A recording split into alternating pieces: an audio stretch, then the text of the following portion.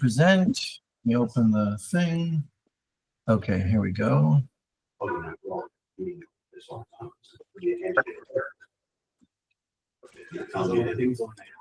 Okay.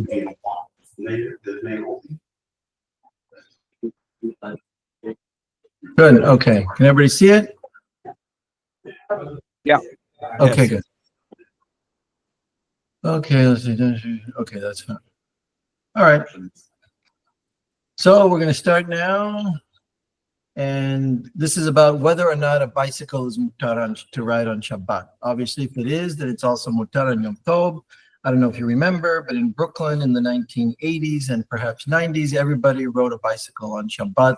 Everybody except the Yosef Raful contingent, which at that time was kind of a minority. Maybe now it's not such a minority. So if you're going to analyze, there's no Masechet bicycle. There's no Mishnah that addresses bicycle. Bicycles didn't exist until the 1800s. So how do you deal with a question like that, given the fact that we are bound by the law of the Talmud and nothing more, but the Talmud doesn't say anything about it? So what do you do in that case? So that's what I've got here on this first page. Before I go there, can anybody tell me which? So it's easy. Either it's a melacha, or it's a gezerah, or it's permitted. Simple as that. You can't say it could lead to a melacha, therefore we shouldn't do it, because that's you're making your own gezerah. No one has the power to make their own gezerah. So which melacha would apply to riding a bicycle on Shabbat? Anybody? There's the Hosa'ah says Abraham, and so does Eddie Mish'an. Yes, the obvious one is Hosa'ah. You would be carrying the bicycle, right? But if you're riding a bicycle, who's carrying what? So you're on top of the bicycle, yet your energy is still moving the bicycle. So that's right. So we're going to get to what is the key principle of the Melachat Hosa'ah, because some things are included in the Melacha and many things are not. And then they're called patur. If you do them, you're patur. Yes, patur aval asur, if it's listed as patur, because there's a gezerah that applies. If it doesn't say patur, because there's no such thing, the Chachamim of the Talmud just never heard of it, like electric microphone, like electric garage door, like bicycle, like other things. And I say those examples because electric devices that do not generate heat and do not generate light can't even be compared to fire for ner, for or for hamum or anything like that, right? So my garage door is just on a switch. It makes it easier than me having to pull it up. That's all. That's all. I think there was the bonnet. Yes, that's correct. Yes, that's correct. Okay. So the milacha would have to be hosa'ah, and we'll see whether that applies or not. The gezerah, there can't be a gezerah that I know of unless there's a general gezerah that says don't do X, and riding a bicycle would be somehow in the kilal of X. And that's where we're going to study this Mishnah about the mutar. I once asked the folks at, what is it called, Torah.org, the Abadis from Lakewood, CA and the AA, those fellow Haim Abadi and Aharon, the children of, I think his name is Ishaq. And they told me you can't ride a bicycle on Shabbat because of, and they quoted the law of the mutar. Mm-hmm. Now, but they didn't do an analysis, because they don't give analysis. They just give like a two-liner. I don't think that's correct, and you'll see why. And some people say, oh, it's 100% mutar because of the Ben Ish Hai. If you hear that, automatically, whoever's saying that to you is an Am Ha'aris Gamur, because I've never heard anybody say, here's what Ben Ish Hai says, here's his analysis, this is how he got to the conclusion mutar, but that analysis does or does not apply to the modern bicycle. Like you buy a Cannondale, does it apply, yes or no? It doesn't if you know anything about physics or engineering. So you can't rely on the Ben Ish Hai. Would you be able to compare it to an animal? Or is it on an animal? Yeah. Or is it too dissimilar? No, we're going to get there, but rocheb is permitted, and then they made a gezerah. Shemeh, you'll pull off a switch to whip the horse. But in a bicycle, pulling off a switch is really a futility. The bicycle doesn't know anything. It's a piece of metal. So I don't think that's close enough to the rochev. More importantly, like you always think, is that all construed narrow. That's exactly right. So by that was. That's right. And if you want to know, yes, absolutely right. If you want to know why I say that, there's many teshuvot about that, but a very good one is he's Portuguese. I have to think of his name. He was born in Portugal. He has teshuvot, and one of them is about bishul goyim. Everybody calls it akum, but that's wrong. It's bishul goyim. That's the only word the Talmud ever knew. I'll think of his name in a minute. Let's see. His book is right around here. Fresh in memory.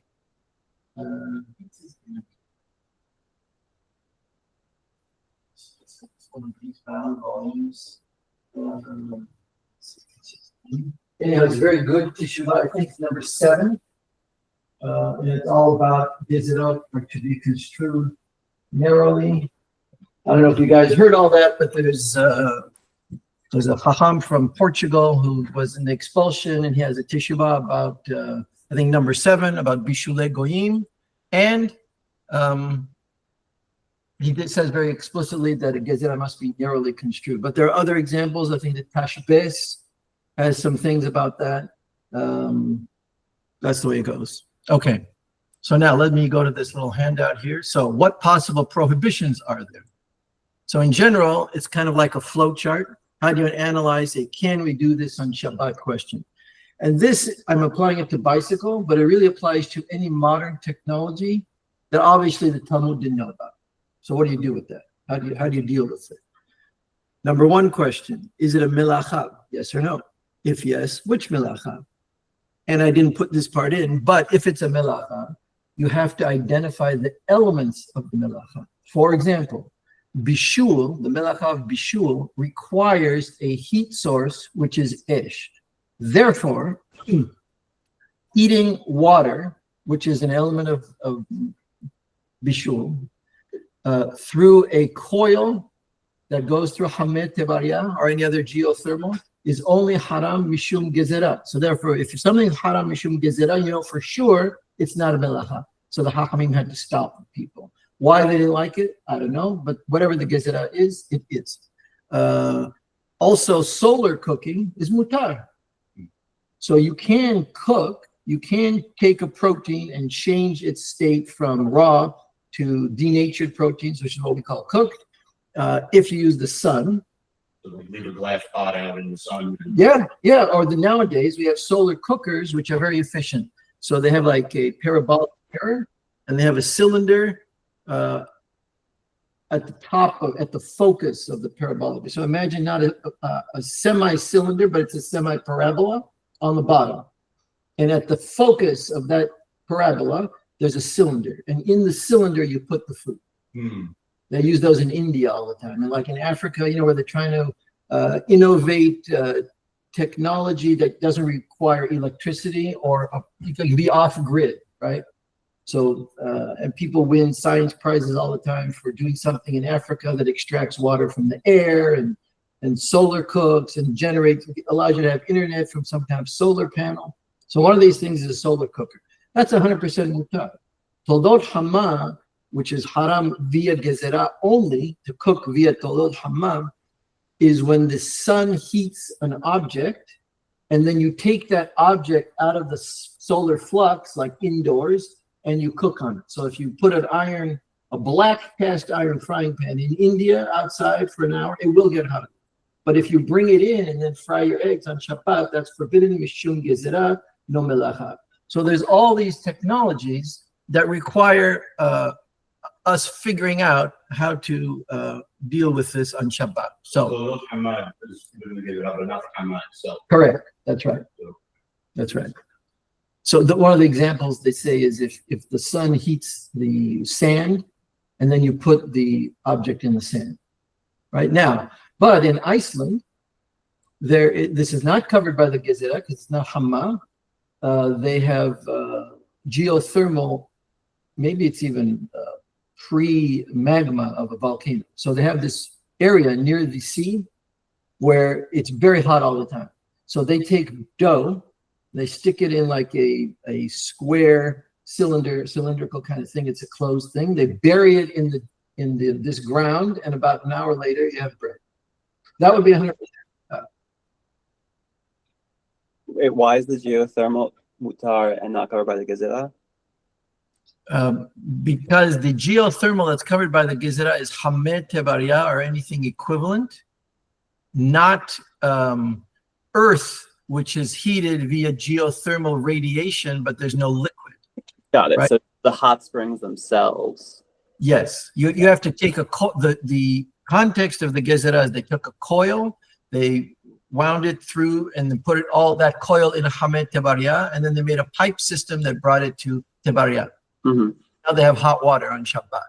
For whatever reason, the Chachamim didn't like that, so they said that's asur mishum gezerah. But if they didn't cover the Iceland context because no one lived in Iceland, right? Because it's not clear to me, and maybe this is a different discussion, how modern heat pumps work. How modern what? Modern heat pumps. Oh, Because they have an exchange between the geothermal heated water and like your residential water sometimes. yes. And so it's not clear to me if that would be mutar and Shabbat or not for like heating a house. Or for I think it would, but yes, we have to analyze that in detail. But yeah, and you have to do these modern technologies, you really have to get the data sheets and understand the whole system and how all the steps happen in order to see if there's any melacha that applies. Yeah. It's a little tedious because the melachot are conceived in terms of, 100 BC, 200 BC through 500 AD. And all these machines and devices don't really fit into the categories that they had. So we have to stretch the melachot to see if they could possibly apply. And that's the issue of having no Sanhedrin. So now back to my handout. Okay, so if no melacha at all, then is it enjoined by a gezerah? Yes or no? If yes, which? Number 3. If there is a gezerah, or you think there's a gezerah, you have to ask, is the proposed act directly named in the gezerah? Either in detail, perad, like don't do X, don't put water running through a coil through a hot springs, or via a general rule. There's some gezerah which are don't do this category of acts, and that if your context fits in that kilal, then it's also asur mishum gezerah. If not explicitly named in the gezerah, how do we know whether it falls within some general rule or not? So the answer to that is you have to do a scope of gezerah analysis. We said a moment ago that every gezerah is narrowly construed, okay? But it still has some scope, just like in modern law, and you'll get this, Ray. So if you have an injunction, people always fight about what's covered by the injunction, especially like in a patent case. So the guy lost, right? So the plaintiff wins and he gets an injunction. What's covered? What acts can't the defendant do anymore as a result of having found to infringe, as a result of having some of his acts to be found to infringe? So he's going to change. He's going to try to design around. So the plaintiff's lawyers are always trying to make that injunction broad enough to capture the expected design around. So we always fight about what's included in the injunction, and people go back to the judge 2-3 times sometimes. So that's the same thing as what's the scope of gezerah, the modern legal scope of injunction. So if it is a melacha, the only one I can possibly see is hosa'ah, because you're transporting, after all, a bicycle through reshut harabim, or from one reshut to the other. Is riding an object carrying or transporting that object? It depends. And so first of all, before we get there, and that's the subject of the Mishnayot in chapter 10 of Shabbat. And that's the key, that's the only closest halacha we have. But what are the elements of biblical hosa'ah mershut l'rshut, what I'm calling transporting? So this is important. And I should note that Harambam has more chapters in the Mishneh Torah devoted to this melacha than any other. I believe there are about 12 or 10. I think it starts in chapter 12 of Hilchot Shabbat, goes through like 20 or 21. So that's a big deal. Why that is a separate question, but that's a big deal. So, hosa'ah mershut l'rshut, melacha me'abot melachot, hosa'ah is an ab melacha, top level category. ואף על פי שדבר זה, עם כל גופי תורה מפי משה מסיני נאמרו, הרי הוא אומר בתורה. So even though this is with all what we call guf Torah, it's a Kabbalah Moshe, that's what he's saying. הרי הוא אומר בתורה, איש ואישה אל יעשו עוד מלאכה לתרומת הקודש, ויקלה העם מהביא. So there's a derasha which says there's the word melacha is used when Moshe Rabbeinu told everybody at the end of Shemot, you don't have to bring any more donations of zahav, kesef, techelet, nehoshet to the Mishkan. We're done. We have more than enough raw materials. Don't bring any more stuff. We don't know what to do with it. So al ya'asu od melacha, don't do any more melacha litrumat hakodesh. So they're associating the words melacha with lehavi or haba'a. Ergo, haba'a is a melacha. P.S. The melacha of Hosea was not known until after the Horban Bayishin. This is a derasha which kind of creates a legal fiction. So he says, "Davar ze an kol gufei Torah mipi Moshe misinai ne'emru." I don't think Hosea was. So some of the very white hats like to read these Jewish scholars, and there's some Jewish scholars who found there's a 38 melachot listing from the late Bayit Sheni. So then they say, aha, the rabbis as usual are making everything up. There's no 39, there's 38. So we don't have to worry about carrying on Shabbat. Of course, we know about Dinim Mufla'i, and you can make a Din Mufla to expand the list of melachot, or the melachot we have in Masechet Shabbat, chapter 6, the ones that were known when you read the word Al Ya'asu Kol Melacha in 1300 BC. Not necessarily. I forget where, isn't there a pasuk where Nabi is rebuking the people specifically for? Yes, but I think it's more that they're doing mekah memkar. They're trying to sell in the temple, as opposed to carrying something to the temple. So let's say it's Sukkot, and you want to bring your lulav to the temple. I don't think there was a problem with that. That was much later. Rabban Yochanan ben Zakkai, right? So, right? And what is the meaning of ve'af al pi shedavar ze im kol gufei Torah mipi Moshe? Moshe Sinai ne'emaru. So he's telling you why you need a specific derasha. So he's just quoting the pasuk, but if you look in the Midrash Halacha, there's a derasha on this pasuk that associates melacha and mehavi. Therefore, melacha haba'a equals melacha and Shabbat. If you didn't have a reason you didn't have a good source, you wouldn't have to say this be'af al pi, right? If it was really Ein Kol Gufei Torah, so he doesn't say this was part of the Gufei Torah. He says be'af al pi shedavar zeh, this thing, this Hosea, Ein Kol Gufei Torah mipi Moshe misinai ne'emru. It's kind of saying it was included in all the Gufei Torah. But then why do you need a special pasuk? Harehu omer b'Torah, etc., etc., etc. Halamata, when you say halamata, you don't say that for guf Torah. You just say this is guf Torah, right? Shehaba'a melacha kore otaha is calling the word haba'a a melacha. It's 100% a dirasha. Vechen lamdu mipi hashimo'a, and they also accordingly. Now this vechen is making an equivalence between the first rule, which is any haba'a is a melacha, and this coming rule, which is lamdu mepi hashimo'a. That's almost 100% din mufla. If you want to say something from purely orally, but from Moshe Sinai, and I mentioned this before in the context of Zavim, you say halacha mepi hashimo'a Moshe Sinai. This thing about 2 ri'yot of a zav makes you tameh, but 3 requires a korban. That's halacha mepi Moshe Rabbeinu Sinai, or shi. I think it was Kabbalah mepi. Yeah, that's exactly right. That's right. Yes, thank you. So that's how you say something that's purely oral. There's no pasuk about it, and there is not. Right? It just talks about zavim, right? That's how you say something that's purely oral is really from Sinai. Something later, almost 99% of the time, it's not.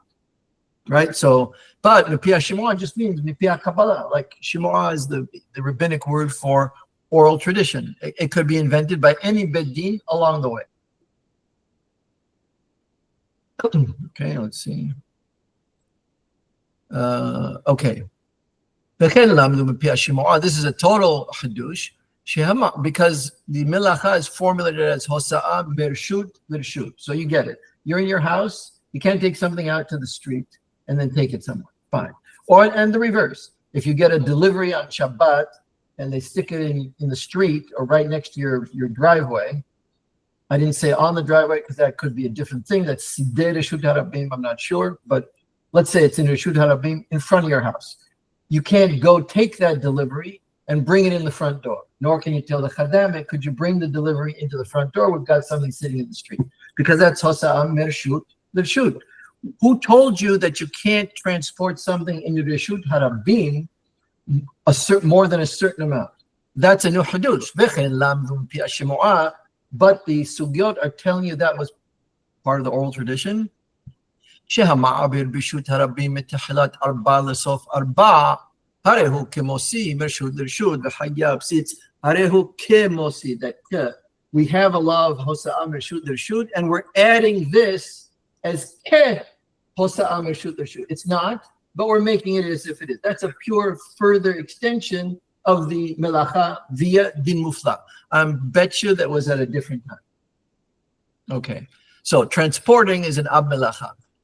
It includes moving, not only from Reshut HaYachid to Reshut HaRabim, but also transporting an object within a public domain more than 4 amot, which is about 6 feet. Actually, they tell you amah is 18 inches, and amah is defined as from my elbow to the tip of my finger.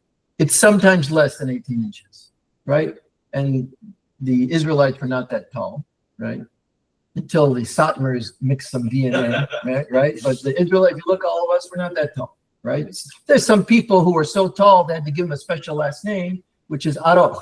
Bet Aroch, like Rabbi Abba Arichata, that's Rab.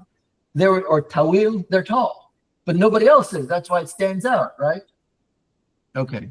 So not all transporting is hayab. Some is only rabbinically prohibited via gezerah, and that's called patur in the Mishneh Torah. So now we know that there's a melacha, and it's from Reshut HaYachid to Reshut HaRabim, and within the Reshut HaRabim, more than 4 amot.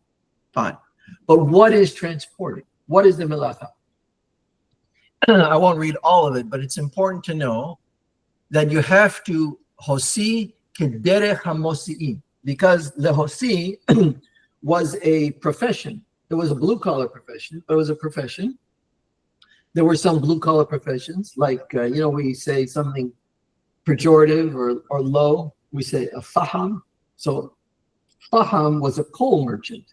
So they were dirty because they come to your house, they shovel coal from their wagon into this hole in the basement, which is a chute for your coal, and then they fill it up, and then you take a shovel and you shovel it into the furnace, and that's how you keep the house warm, right? We lived that way in the Ottoman Empire. My parents remember doing it in Seattle even. That's the way the houses were in the 20s and 30s, before there was oil tanks and all this kind of stuff. So the Fahamim were dirty, full of soot. Kind of like the situation of Rabbi Yehoshua when he's fighting with Rabban Gamliel, and he says, you don't understand the way the Chachamim live, because imagine you're in his house and all the walls are full of black and you smell it, right? Okay, so that's a Faham. There were some others, which is a Hamal. A Hamal is a guy who is a longshoreman, but he didn't just take stuff off a ship and put it onto one of those, I don't forget what you call them, you drive them. They have like a forklift and then load it onto a truck like today. He would take the stuff off the ship, like in the Tarzan movies, and he would carry it to wherever your warehouse is or your house, whatever it is. And you had to hire Hamalim if you had a lot of stuff. Like you're going on a safari in Africa, you're white, you're Tarzan, you're Jane, and the Abid would carry all the stuff. That you still see that in the movies from the 30s. What's that? Porters, that's right. That's a porter. And in India, it's still called Hamal. They adopted into their language, into Hindi. And if you ask someone to carry something heavy, they say I forgot the word for what, but hamal hemi. Do we think I'm a hamal? Right? In a bunch of communities, like the Lebanese, I think also the Shamis, they call it carrying of Torah Hamlan. Okay. Not Julian. No, because Juliana is specifically when they open it. Uh-huh. And they used to they carry the Torah closed. Right. Oh, that's very interesting. And the only that Teva is when they show it. That's very interesting. Hamlan, carrying. Mm-hmm. What do we call it in Spanish?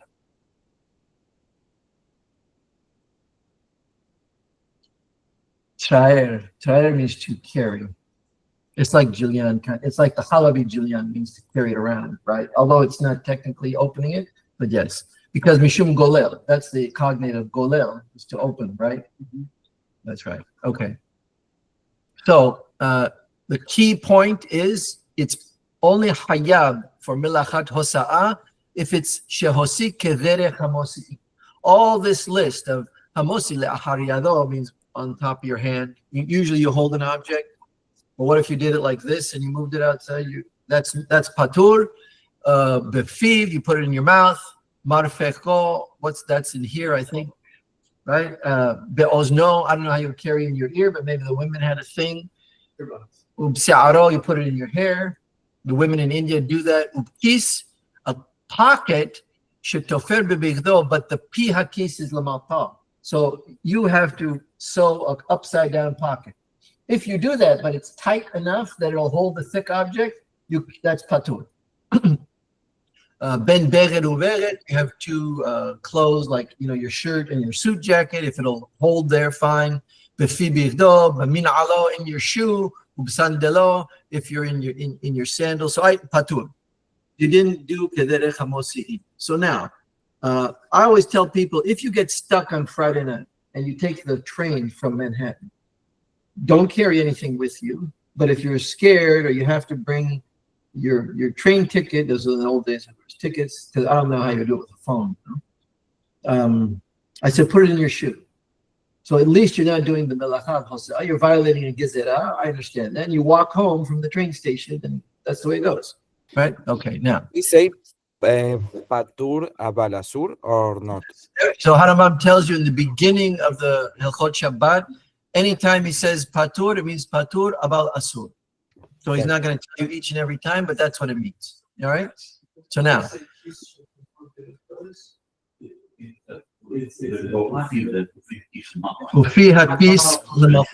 Right? Yes. That's important. So that means, ergo, though, if a regular pocket, that's haram. If you put something in your pocket, that's hayab, right? You're violated the milacha. So now, what about an ancillary base? That's the whole basis of what we call the mitzvah, right? So we understand carrying all these objects on your person. So great. What if, though, you carry an object on another object? And more importantly, what if the object that you're carrying, let's say this, is patur for some reason? So now you do this. Carrying this by itself is hayab. Carrying this with this, and the whole reason for carrying the ancillary base is to really transport this. You don't care about the base, except it allows you to transport this. That's what I call an ancillary base. What about that? Special law. Mosi ochalin pachot mekeshior bichli patur af al hakeli she'hakeli tefela lo. What I'm calling ancillary in English, in the rabbinic Hebrew, is tefillah.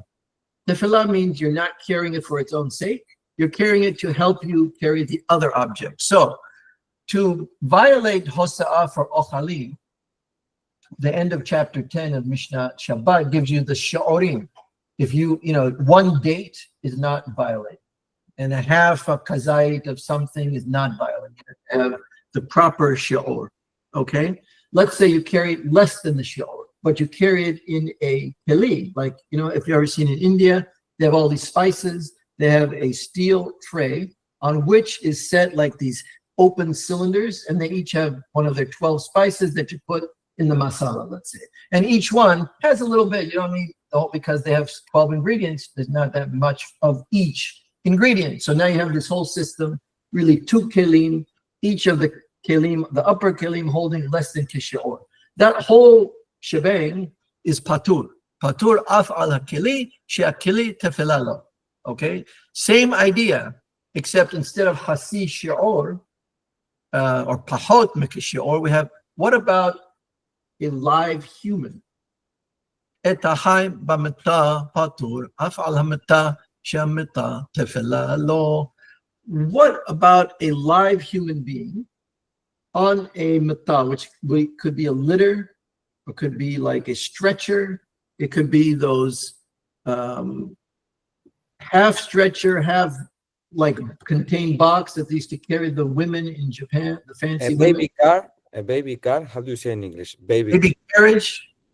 Baby got to be able to walk. It depends. That's not a high necessarily. If a baby can't walk the same distance that you're carrying him, and you're not carrying the baby for kibolo, you're carrying it because he's a child and can't make it, that would not be a high. But we'll see in a moment. Somebody in a wheelchair would be similar to a baby. Yeah, wheelchair is kafut b'mita. You'll see in a moment. We're going to read the Kitab Siraj on this. Patur af al hamita she'hamita tefela lo. Now, what about et hamit b'mita hayab? But someone who's a dead body, it's haram to carry. וכן כזית מן המת, וכזית מן הנבלה, וכעדשה מן השרש, חייבים, ורבי שמעון פוטר. All those things are considered enough of a dead body, letameh, therefore it's enough of a dead body, even though it's a piece, to be hayab carrying it. Although we said before that there's a shi'or for ochalim, there's no shi'or for dead bodies, or if there is, it's kazait or more, which is very easy. Kazait is like an olive. What piece of a dead body you're going to even know part of a body, like, but in trauma centers, fingers get cut off, hands get cut off, etc., etc. What's the Adsha, like the size of a lentil, that's like the Arabic word adis, min hasheres. Rabbi Shimon said, is that only on the glass tree or even on the mint, on the full mint?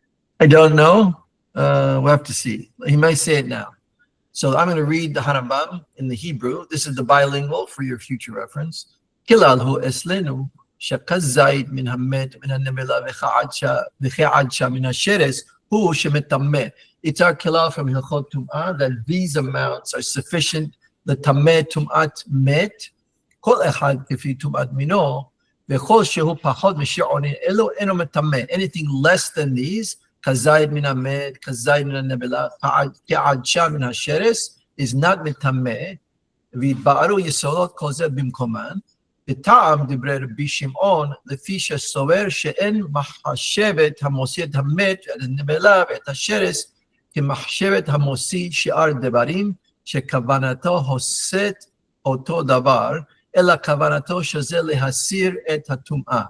So he says it's a different, because of this principle of melechet mahshevet, you have to have certain intention to do a melacha, and Hosa'ah was not designed, in his opinion, or shouldn't be designed to cover removing tum'ah, because you're not really want to move it from one place to the other.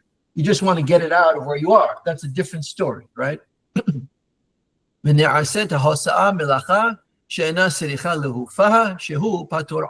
Rabbi Shimon's theory, legal theory, which shows you that the details of Hosa'ah were not fixed until the late rabbinic period. This is long after the Churban. This is right before, contemporaneous with the Mishnayot. Rabbi Shimon is one of the teachers of Rabbeinu HaKadosh, right? This is Shimon Bar Yochai.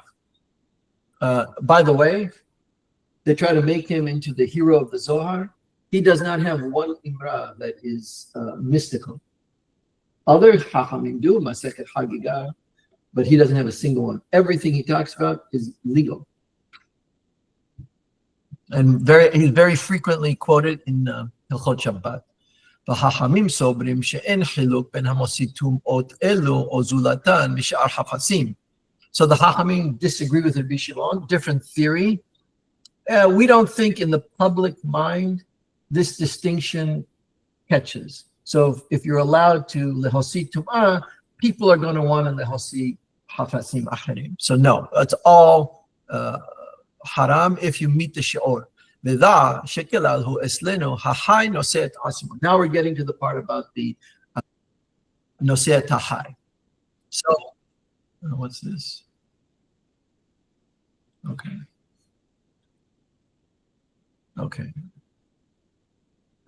Each time I admit somebody, the screen closes my window. Okay, now here's the part about the high.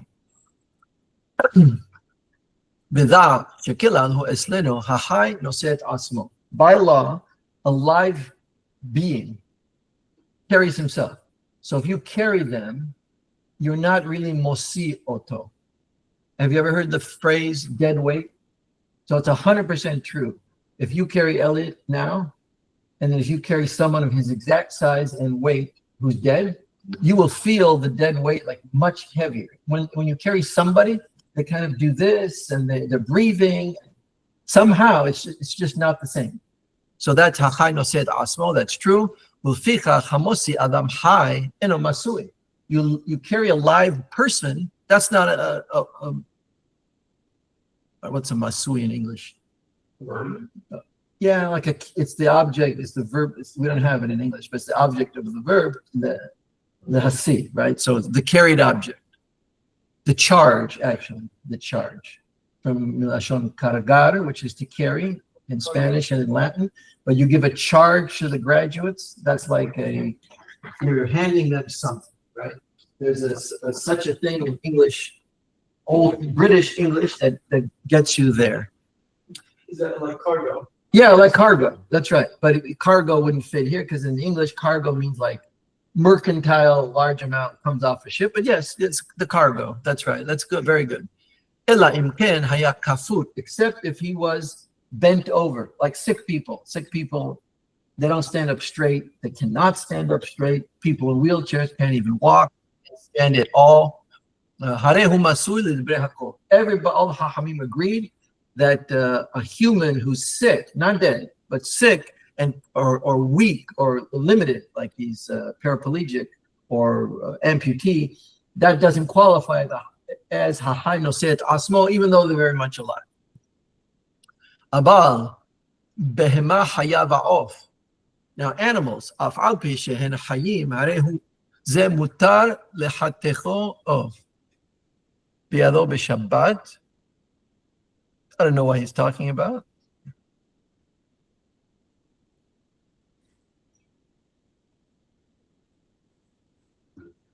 I don't know what he means, to cut them with his hand. I don't know what that means. In the Arabic, it's different. It's more clear, I think. Yeah, what does it say there?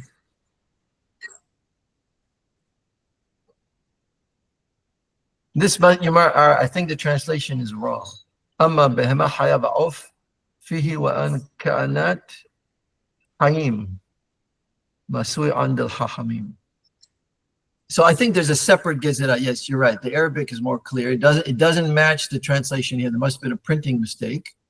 So there's a special gezerah for animals that it is haram to carry them, even though hachai noseh asmo, which does apply to animals, but you can't carry animals on Shabbat. They're considered a masui d'Rabbanan. Al Torah has a different translation and it says basically that. Yeah, that's what I think. That's what this Arabic says. So I didn't check the new reprint of the Kiryat Ono people, but this is obviously a mistake. What chapter is this? 10. This is the end of chapter 10. Yeah, I have. Let's see if Eddie's checking the reprint, the new printing of the bilingual Kitab Siraj. Oh, 11.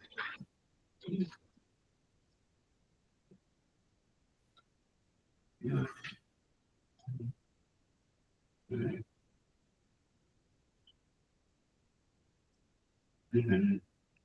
Okay, here it's about the Hemahiyah, the Officer Hayim, Arahin, Masui, the Hathani. That's what the Arabic says. I don't know what that is. Yeah, there must have been a misprint. Okay, very good. And then it ends there.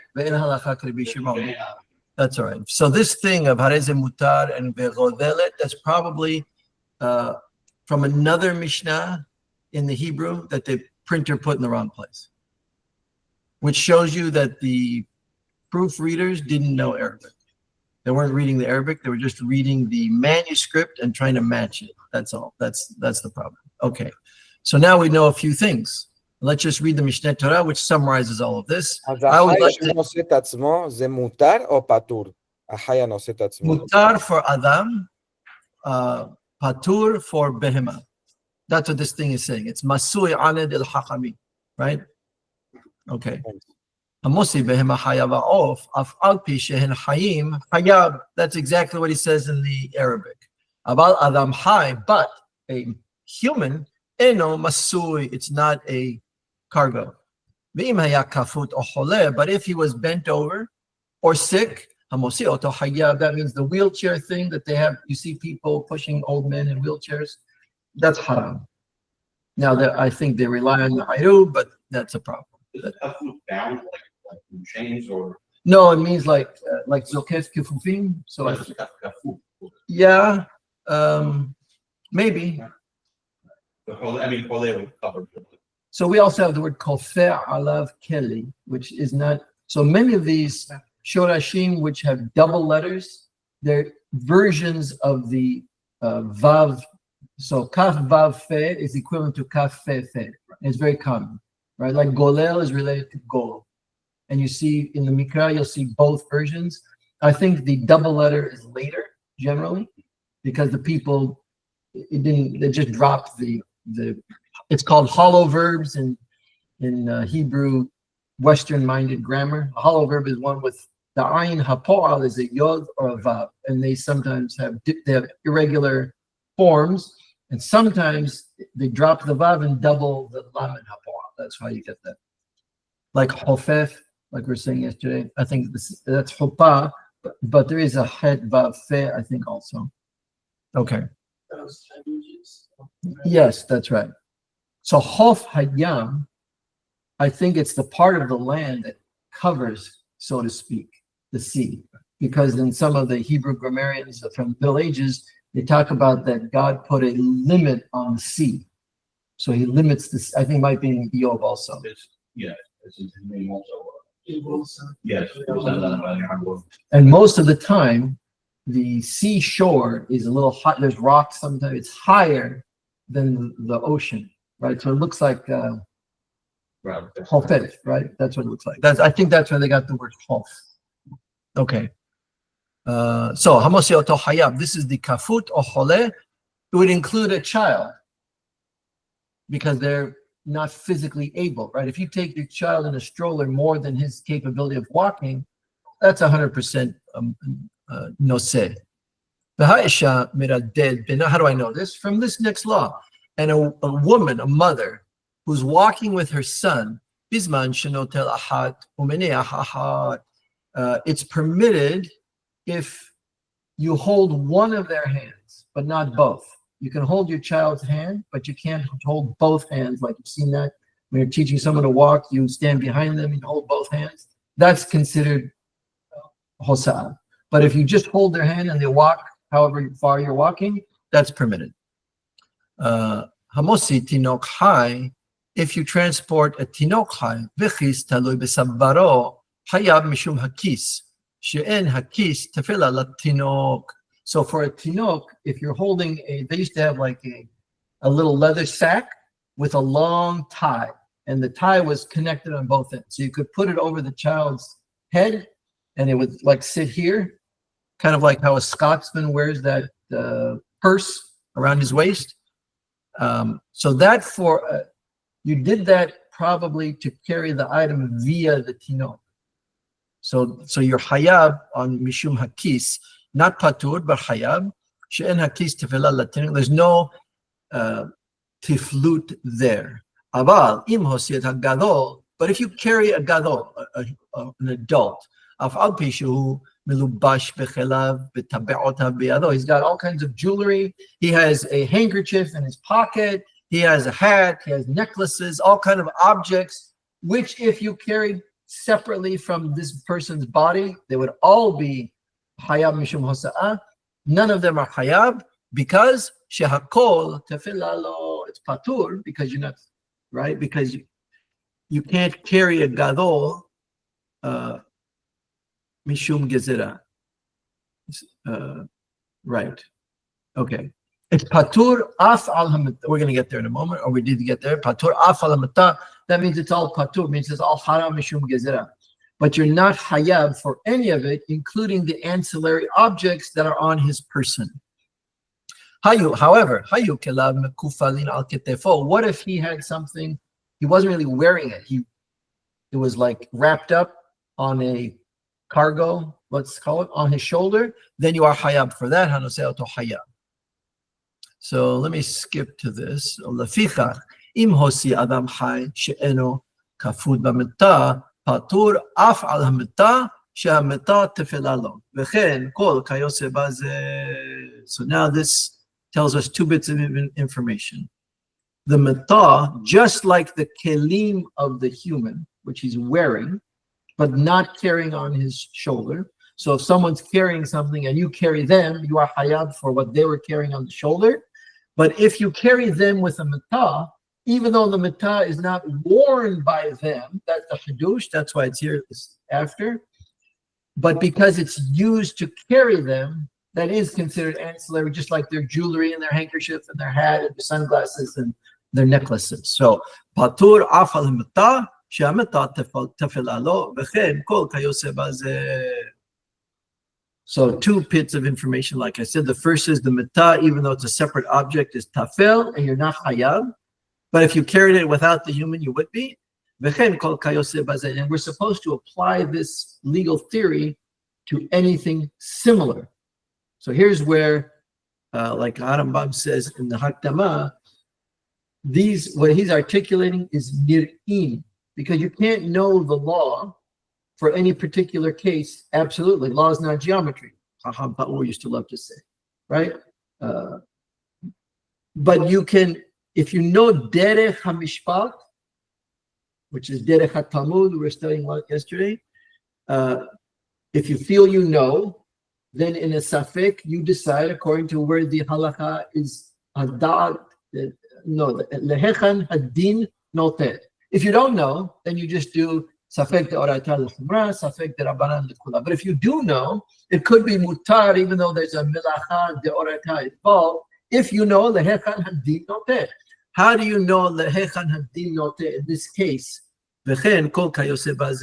You have to understand what is ancillary, what is tafel, and what is not tafel. And you have to do an analysis. And if you feel you know, derech hamishpat, you do the analysis. So, to transport a live, healthy human is not biblically forbidden, only prohibited via gezerah. Also, there is no liability for transporting the items he is wearing, such as jewelry, as they are all tefilim to him. So now, what is the scope of this gezerah on transporting a live, healthy human via mita? Because we said it's patur, so you can't do it. But how far does that go? So I understand you can't carry him on a stretcher, you can't carry him on a chair. You can't, like if you're doing that wedding thing where you put the bride and groom on chairs, you can't walk outside if the Se'odat Nesu'in is on Shabbat, which was not uncommon, by the way. And there's special halachot in Hilchot Ishud that address making a Ayrub Techumin so you can attend a Se'odat Nesu'in on Shabbat. If there was no such thing, if there was no such common thing, you would not have such a halakha. Which means because Shabbat, everybody's around, you have nowhere to go, no one's in a rush to leave. It'll be a nice Se'odat Nesu'in. They would make it on Shabbat. As a matter of fact, many times people would get married Erev Shabbat. That was like a simcha, you know? Okay, so now, I'm not going to read the whole thing here, but this is a Ben Sion Abba Shaul, I believe. Ha'im efshar lehatir liladim he should say l'rkob. This makes it PL l'rakeb. I don't know why. Al tilat ofen. That's probably, never mind. That's not that. Yeah. So tilat ofen is a 3-wheeler, which means a tricycle. Okay. So and then the next one is about rollerblades. Let me jump to here. Yeah. So here, me'arkar hadin. This is the part. Haya makom lehatir rechiba al ofanayim regilot b'Shabbat. Arkar Hadin, it's totally mutar to ride a bicycle, a normal bicycle, not a child's bicycle, a normal bicycle. You're not doing anything wrong. Here, they're going to tell us why.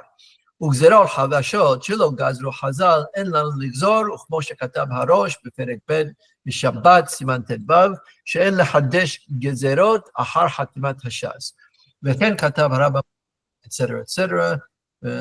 וכן כתב להתיר רכיבה על אופניים בשו"ת רב פעלים, that's the בן איש חי, סימן כ"ה, ובהשמטות שבראש הספר, עין שם. ומכל מקום, למעשה, אין לרכוב על אופניים בשבת. So even the first he says, it would really be mutar, and there's no reason לאסור. But here comes the acharonim, the classic acharonim. However, you shouldn't do it. למעשה, אין לרכוב על אופניים בשבת, שכבר נהגו שלא לרכוב עליהם, וכן כתב בכף החיים, בסימן בלה בלה בלה, שהמנהג שלא לרכוב בהם לא בשבת ולא ביום טוב, ולכן הווה כדברים המותרים ואחרים נהגו בהם איסור, שאין אתה רשאי להתירם בפניהם. So there's a rabbinic principle that if people had a minhag to not do X, even though they know X is mutar, then you don't do it in front of them and you don't say it's okay for them to ignore the minhag. But a minhag, by legal definition, this is very, very important, is specific to a place. It's like zoning laws or speed limits. If you're German and you drive on the Autobahn every day and there's no speed limit, and you come to the United States and you go on I-95 at 100 miles per hour and the state troopers pulls you over, you cannot say, it's not a valid excuse, oh, officer, I'm from Germany and my minhag is that we drive 100 miles per hour on the Autobahn, so I'm doing my minhag.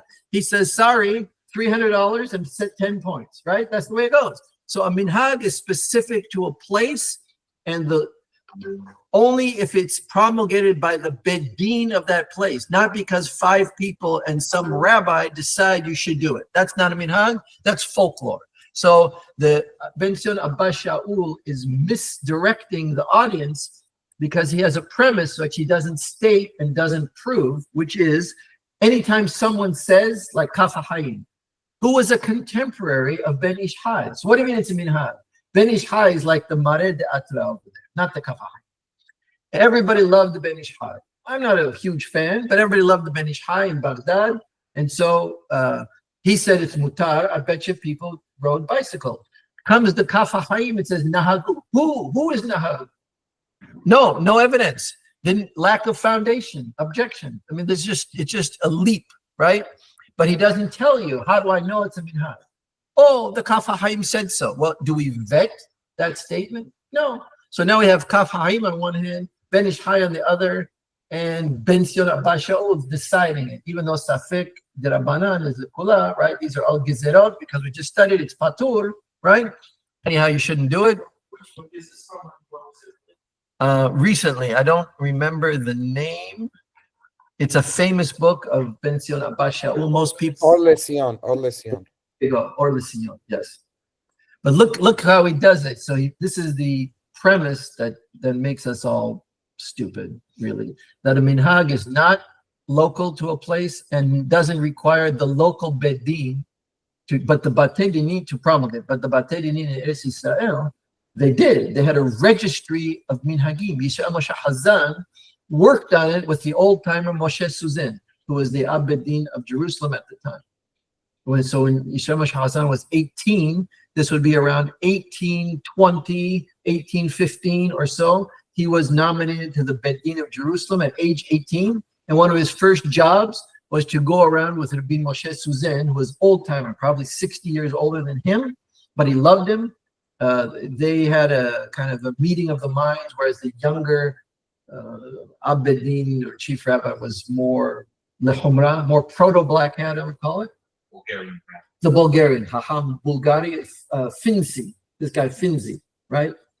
Which is an Italian name, but it may be like Luzzato. It's actually an Ashkenazi name, and they moved to Italy, right?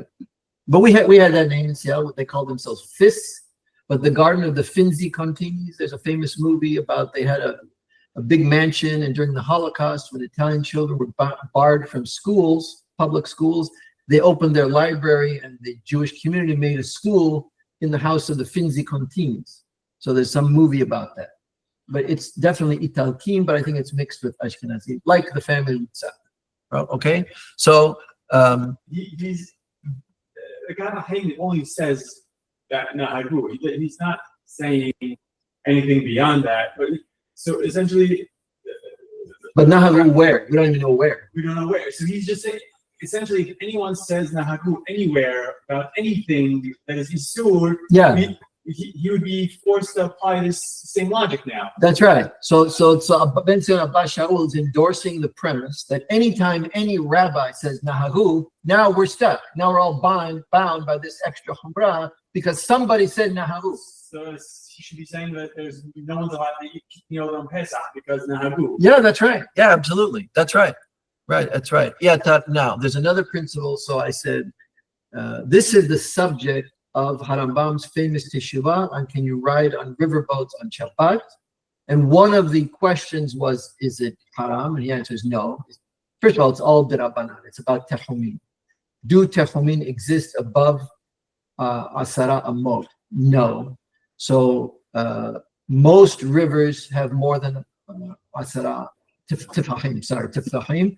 A tefah is the distance here. They tell you 4 inches. I've measured mine, my children's, and it's about 3.6, 3.5. So 10 tefahim is 35 inches. It's barely a yard. I don't know of a river in existence where people actually go on riverboats on it, where it's the depth is less than a yard. But Haramam says, as to each, let's say it would be, because you don't have a chart of the depth. You don't have a depth chart for the entire river, right? But let's say, they're asking him about the Babylonian rivers, the Tigris and Euphrates. They're huge, they're like the Mississippi. But let's say the cross rivers, the small ones. He says, unless you have evidence that some part of it is less than Asarat Tefahim, so you know that you're violating the Gezerah of Tehumin, because the whole premise is there's no Tehumin above Asarat Tefahim, so therefore you don't have to worry about it. There's no Gezerah, you can go as far as you want, even on Shabbat. It's a Safek.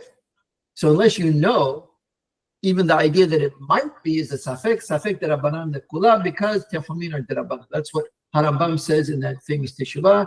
The Shmuel ben Ali, the Gaon in Baghdad didn't like it. They had a whole back and forth. Yosef ibn Aknin tried to get involved. This whole hullabaloo. It's Teshuvot 308, 309, 3010 in the Blau edition, if you want to know. It's volume 2, Teshuvot 309, right around there. Okay. So there he says, one of the questions to Harambam was, but they said it's a minhag not to do it. So he said the following. If that principle, that if someone adopts a minhag not to do X, so they accept a humrah, that only works if they know fully that it's mutar, but they say we're going to make it haram anyway. If you think, and Harambam says this is the case in the riverboat, if you think it's haram because the rabbis say it's haram, and the community never made a minhag officially, like Hacham Alu made a minhag not to adopt Jewish babies. I don't know if you heard about that. He wrote it. They presented it in 67th Street. They asked everybody to show up. A lot of people were there. I think Morris Shama was there. Dr. Shama was there. He'll tell you about it. There was a formal acceptance of this minhag not to accept, not to take Jewish orphans and convert them. Why? Because Hacham Alu investigated. He went to the Jewish Family Child Service. Many of them are mamzerim. That's why, because Jews don't put kids up for adoption. So if they do, there's some terrible problem, and it's a hazakah. Enough of them are mamzerim. We don't want it. He said, so take a goy and convert the goy. That's how we started the whole thing. If you could adopt children and convert them, even though we have the ban, right? No problem. So that's how you make a minhag. Everybody knows. Yeah, there's nothing wrong per se to adopt a Jewish baby, but we're going to make a minhag not to do it. And same thing with the Tikkun about Gerim. So it's very official. We have to sign it. We talk. I know we don't have a bed din, so it's not a technical Tikkun. It's faulty. That's why Hacham Alu did not sign it, because he said, if you're going to do this, you need a bed din. Let's follow the procedure. I don't like this thing of the rabbi of each congregation and who appoints them. That's not the same as appointing a dayan. Don't forget, although he was born into a Spanioli family, the Abadis, and his grandfather Mordechai was the chief rabbi. and he persecuted Eliyahu ben Amozeh. When Chacham Malub himself was a young man, he switched lanes and he joined the Dayan family. His mentor is Yitzhak Dayan. He knew Yitzhak Dayan's father, Yeshaya Dayan, Abedin before him. So he believes a Dayan is a very important post. You can't just be willy-nilly take over the functions of a Dayan. If you're not a Dayan, you don't have a bid, right? He saw that as that will end in disaster, because the committee of Sha'arei Tzion and Bet Torah appoints rabbis, often Ashkenazi, and they're going to sign a tikana. That didn't work for him. Wasn't there a bed team at the time though? No, Meaning in the 30s, I thought they had a bed team that sat Mondays and Thursdays. they had an ad hoc bedin for certain. I never heard Mondays and Thursdays. My wife's great uncle was on it. Is Eliyahu Husni. It was Rabbi Kassin, Eliyahu Husni, and I think Chacham Malum. But they did not. They were not a general jurisdiction court like what we know of. Like here, you can go to the Southern District of New York, which is a federal court. Any dispute within federal jurisdiction, they have to hear it. You file your complaint. You get a trial. I don't think every business dispute you could go to that so-called bid. I think they dealt with certain things here and there on an ad hoc basis. When Rabbi Kassin wanted to do something, but L'Tovato, he did he convened this so-called bedin, but they didn't sit together and write decisions together, which is how a bedin should operate, right? So anyhow, but we don't even have that anymore. No, I wish. Lou, we had that every Monday and Thursday in Sha'arei Tzion. There was Dayanim who were Dayanim and everybody appointed, fine, but we don't have that. So anyhow, this thing of it's a minhag, says Harambam, only if they formally adopt the minhag, and in his Teshuvah at the river, he said they did not formally adopt the minhag. So what does that have to do with our carrying? You can't say that people avoid the bicycle on Shabbat because it's a minhag not to. I don't care what somebody at Park Avenue Shul says you can't ride bicycles here. That's not a minhag. Even though Nahahu they did the practice in Park Avenue Shul and all the black hat ones and Deal Shul, not to ride bicycles. That doesn't make it a minhag. Everybody who doesn't ride a bicycle today thinks it's forbidden. My rabbi says you can't. No one says, it is permitted, but we adopted a minhag formally by our local bedin. Even if you had one in a shul, no one even said that. No one even tried that, right? No one even tried the 1930s bedin of Rabbi Kassin, Chacham Eliyahu Husni, and Chacham Malum. No one ever tried that. So there is no minhag. So either it's mutar or it's not mutar. So here's the conclusion. Do we have a healthy rider? This means Adam Chai, who would be subject to the principle Hachai Noseet Asmo. Let's say we do. That would be all of us. If yes, you can't carry him on a litter or a chair due to the gezerah. Patur af al hamatam, which means the mitah is forbidden though. Patur al asur. It's not a milacha. Okay. And that's the Kitab Israj we already studied. The gezerah of the litter now. We have to do a scope of gezerah analysis. Does the prohibition on a mitah apply to a bicycle? If yes, if it's within the gezerah, then you can't ride. If not, no isur. So Ben Zion Abba Shaul agrees with this analysis. He agrees, he didn't really analyze it, but he agrees no reason to prohibit. So two things I don't like about that teshuvah. Number one, he just tells you they're not doing any isur. But how do you know? We have this gezerah about the mitah. Don't you have to show us the scope of the gezerah of the mitah and then why you think the bicycle or the tricycle does not fit within that scope?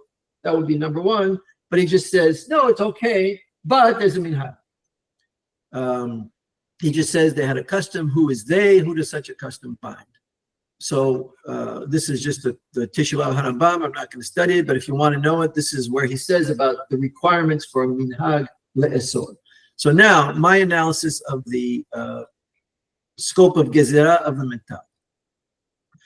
A mitah is you're taking an object and third parties are carrying the object on which is Cleopatra. That was called a litter, and she would do this, and she wouldn't, she's too important to walk. So, especially in Egypt, you get your feet dirty, you have to wash them. She's the queen, she doesn't go anywhere. And in Japan, the wife of the shogun and the wife of the local lord was carried around in this box. You may have seen it, and she has a window. She opens it. They show it in the movie Shogun very well. Okay. And some places they carried Adam Hashub on a chair. And that's described in, I think, Iruvin, but I'm not sure. I think Nun Bed, Mem Bed, one of those. I'm not sure. That's the third party, and all those halachot we read are about people carrying the litter on which is a live person or a man, etc. In a bicycle, there's no third party. You are using the bicycle to move within Reshut Harabim, mostly, at a quicker pace with less energy than if you had to walk. So if you want to go the Eli Harari Minyan, I live here, and Moria Sulin lives over there, we wouldn't walk there probably because like 35 minutes. But would we ride a bike? Yeah. Would we take a scooter? Yeah. Would we ride rollerblades? Yeah. Next question, can you use a Segway, which is electric? That's a whole different story, whole different class. E-bike What's that? or e-bike. Yeah, that's right, an e-bike. That's exactly right, right? Is a scooter different than a bike anyway, because you're pushing off the ground? If you're using it to transport the scooter, kederech shehamosiin osin, then that's haram. If you're using it to transport you in a quicker way than walking, then it's tafel to you. So I think all these objects are tafel, the bicycle, tefilalo, the scooter, tefilalo, the rollerblades, tefilalo for sure. So now, I don't think within the gezerah of the mitah, where there's no third party, there's just you, and you are using a machine to move more quickly in the Reshut Harabim, which is tafel to you. So even if people carried you on it, it would only be asur mishum gezerah, but they're not. You're pushing you on it. I don't think that's within the scope.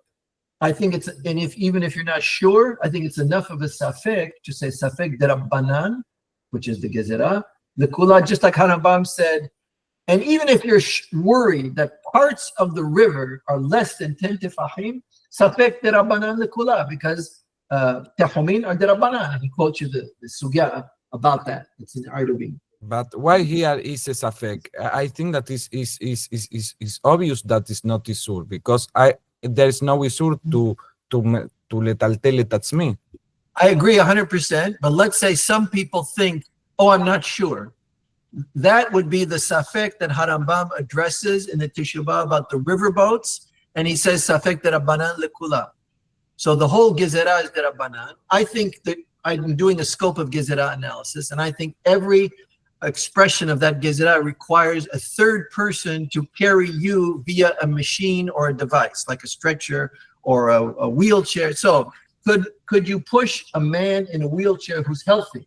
He just feels like, oh, why don't you push me around? I like it. Let's see what it's like. He could walk, but he likes it, That would be haram because of the gezerah, right? But now there's no person on the wheelchair. What if you push yourself in a wheelchair and you're not sick? I sit on the wheelchair and I push the wheels. Can I do that? I think you probably could, because I'm noseet asmi via the wheelchair. Why am I doing it? It's more comfortable. I like it. It's cool. E-bike, same thing. I want to go 5 miles. I want to go to the Deal Casino, which is 2 miles, but let's say I want to go to the Deal Casino, or I want to go to Lock Harbor, or whatever it is. I take my e-bike. I could walk there. I'm healthy enough to walk there. I just don't want to take 90 minutes. So I take my e-bike, or let's forget e-bike because it's electricity issue adds to it. So let's forget that. Your regular bike, a nice bike, a Cannondale bike. Now, according to the reasoning of the Bet Ish Hai, our modern bikes would not be mutar. You have his teshuvah. That's why I said at the outset, whoever tells you, oh, Ben Ish Hai already decided this, is an Am Ha'aretz Gamur. The reason he says you could ride a bike is the following. Hosa'ah is melacha.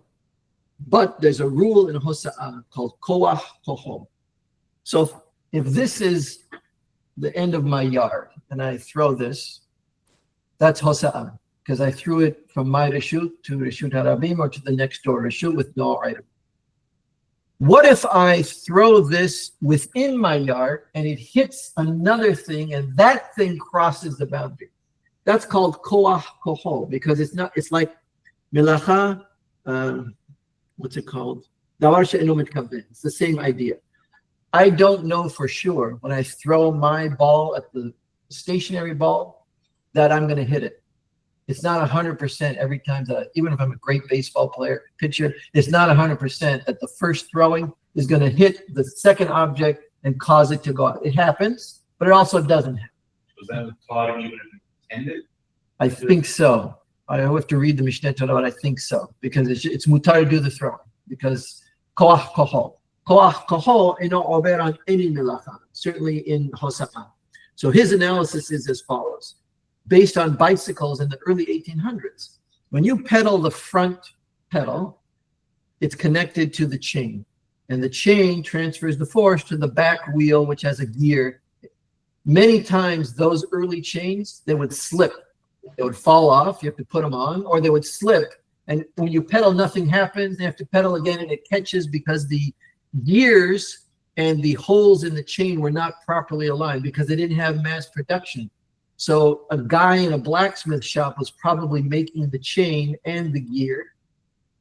And it was hecka. It didn't really work. You know, it's like those, if you go to India today, some of the technology is hecka, the mechanical especially. Because they don't have good manufacturing. They have those guys sitting with the hammers. You may have seen them, you know, right? Okay. So his analysis is it's not haram to do the melacha. Even if it's a melacha, he doesn't even get to whether it's a melacha. He assumes the melacha is hosa'ah, but this wouldn't qualify because it's koach kohol. Our bicycles are perfectly closed systems. The way you say his context is open system. The impulse you apply to the first object may or may not get transmitted to the second object. So moving the second object is not a sure proposition. Open system, subject to variation. Koach kohol, not haram. You have to do kohol, means you have to throw it over the boundary. That doesn't apply today. The average, every bicycle, not even the average, almost every bicycle, the ones we're going to buy though, the $800 Cannondale or et cetera or better, they're closed systems. Each and every force you apply to the front pedal is absolutely transmitted to the rear one. Maybe there's a little loss of force due to the friction, not much. So it's a closed system, it's kohol. So Ben Ish Hai doesn't help you. You have to do a scope of gezerah on whether you're transporting the bicycle and how that interoperates with patur af al mita shamita tefilal. I don't think the bicycle is tafel to you, but I'm carrying myself via something that's tafel to me. That was not covered by the gezerah. No one had a machine that you could transport yourself in a more efficient way than walking. They just didn't exist. Did they exist in American railroads? Have you ever seen those cars where you could, even one person could pump up and down and he could go on the railroad track? That's probably the same thing. And so I think it's mutar. Now there you have to worry about the tehumi, the tehum Shabbat. We're not worrying about tehum Shabbat for bicycles. We're going to Deal Casino. We're going to the shul in Eatontown. Maybe we're going to Wikipeko. That's about it. That's totally within the tehum because there's always a house within 75 amot. There's no question about that. But if you want to go all the way to Seagirt on your bicycle, maybe not. But for riding a bicycle here within the tehum, 100% mutar, because I just don't see that the gezerah of the mitah applies in any way. I'm saying that I know enough to say I know lehechan hadin noter, or in this case, ani yodea lehechan hagezerah notar, lehechan lo notar, and therefore the bicycle is 100% mutar. If someone says it's haram, they need to tell me why the gezerah applies. Now, Ben Abbas Shaul and the Ben Ish Hai are correct in that you can't make up your own gezerah. So if some rabbi says, but what if it breaks? Then you're going to come to a melacha letaken keli, or to blow up the tire, blah, blah, blah. That's making a gezerah. You're right, it may happen. But in order to make riding the bicycle in general haram because of this, maybe you need to be a beddin. You could be a local beddin, but you need to be a beddin. So far, I haven't seen any such gezerah. Or obadin the whole or So also to be a beddin, to declare something obadin the whole requires a beddin. What they do today is they see gezerot, which are real, enacted by the beddin shel Rabbeinu Avraham Asher or shel Rabbeinu HaKadosh, that says this is haram mishum obadin the whole. Fine. That doesn't mean anything you think that's obadin dehol, you can extract the idea from the actual gezerah and apply it as you think. Because now what do? What if you say it's obadin and I say it's not? So now what? Half the people listen to me, half the people listen to you. There's chaos. You have to admit when you don't have a bedin shel rabim. So many things are haram that we think are archaic, and some things are mutar that even if we had a beit din hagala, they may say is haram. But that's the effect of having no beit din. And so you shouldn't kill yourself both on the archaic gezerah, which we must comply with, and make up new gezerah because you think they would be inaccurate. Why are you doing that? There's a benefit and there's a negative. Let's have the benefit and we'll pay the price of the negative, like anything else in this earthly existence. The bicycle, I had this argument with everybody asking for the Torah, and he gave me the whole but it's a catch-22 because really most of the time that I ride my bike is on Shabbat. I don't walk and ride around. I never travel via bicycle ever. I drive my car. Even if I go to Starbucks up there on West Park and Route 35, it's really close. You could walk there, right? Or to the 7-Eleven. I don't even walk to the 7-Eleven. I take my car because I usually go on the way to somewhere, right? I'm bringing other things. When we go to 7-Eleven, I'll go to Kosher Food Town, to Stop and Shop, Yani, right? Or Costco. So I don't walk anywhere.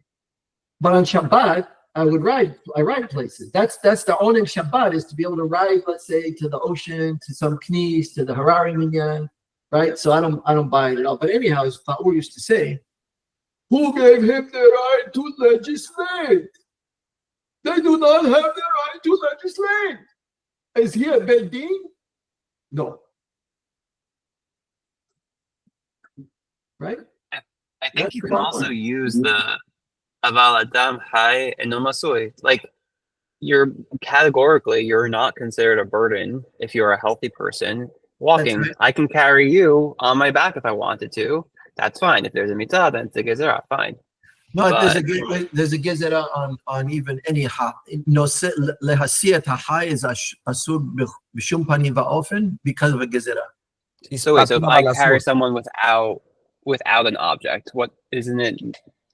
I think they I made think it that's- on that. Let's see. Right, Yeah, patur af al hamita. That's the hadush, but it's also patur about asur on the person.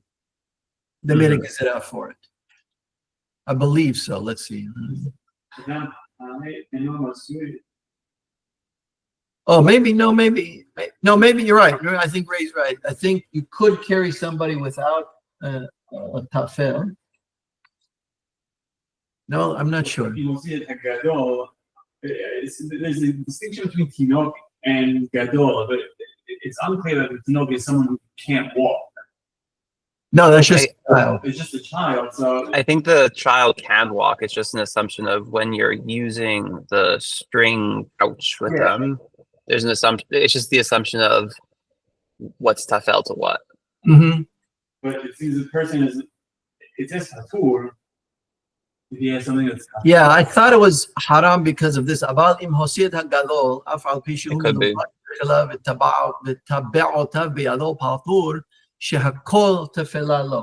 So those things for sure it's patur. That's the hadush. What about the person itself? I thought it's haram. sounds like it has to be digit because Yeah. Right, the language of implies Af that a la mitad. it's still. Yeah, the af tells me that even without the mitah would be haram. But Could be. so the hadush is it's still patur, even if you use the litter for adam high, because hahai no said osmosis. There's no possibility of melacha. That extension of the betur to the litter would have nothing to do with the out, just because any doesn't count. So if it's asur to carry the main thing, Yes, so they're done. but this halacha is telling you you're right, but it's telling you that this object is tafel, which is but if you carried it by itself, that would be hayab for sure. Right. So that's the hadush. It becomes patur and not a melacha because it's ancillary or tafel to a person, and the person can only be haram mishum gezerah. So it has the same, the tefillah has the same Yes. legal status as a cut. But that's why the bicycle, I think, is different because you're carrying yourself. All these examples, Hachai said asmo, but it's still patur, is because I'm carrying you. But what if I carry me? Is there such a thing to make it haram to carry myself? So the bicycle is tafel to me by the laws of tefelut. It's tafel, so it's not haram. One thing that was bothering me was the lock of the bicycle. Could you say that the lock is the milah to the bicycle and the bicycle is the milah to you? No, I don't hang any objects on the bicycle because I think what I need to carry me is the bicycle.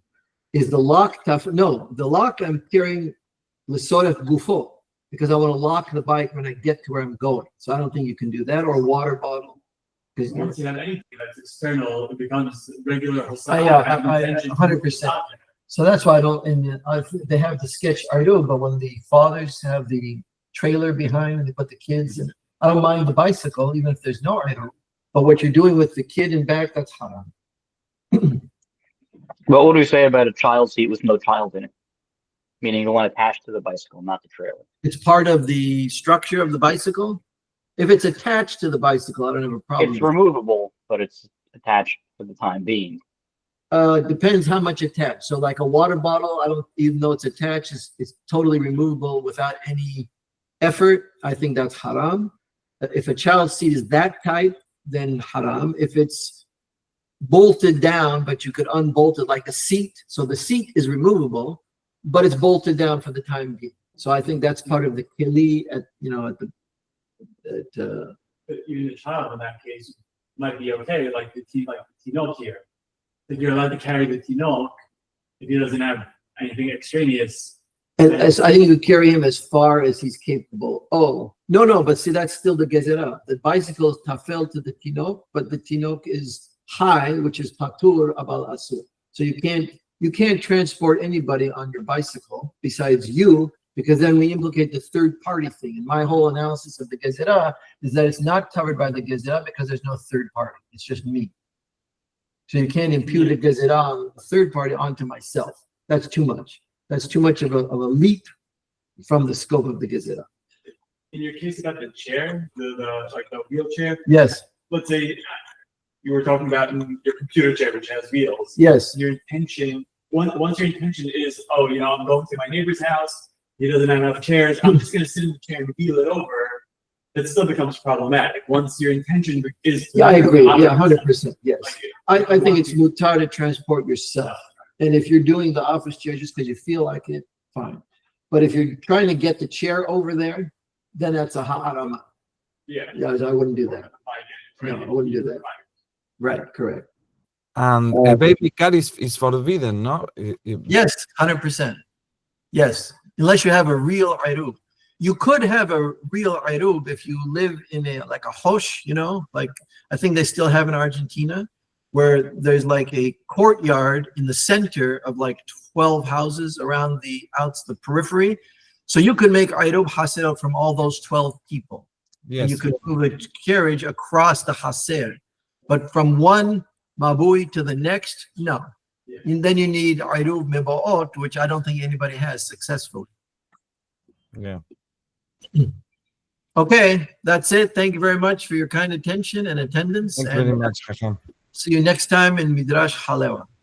Thank you. Thank you very much. Hazak Ubarak. I did record it, so I will be posting. Thank you very much. Now, how do I get the recording?